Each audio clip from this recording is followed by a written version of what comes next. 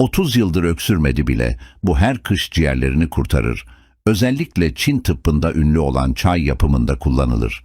Soğuk algınlığı, öksürük, zayıf bağışıklık, yorgunluk ve bitkinlik için faydalıdır.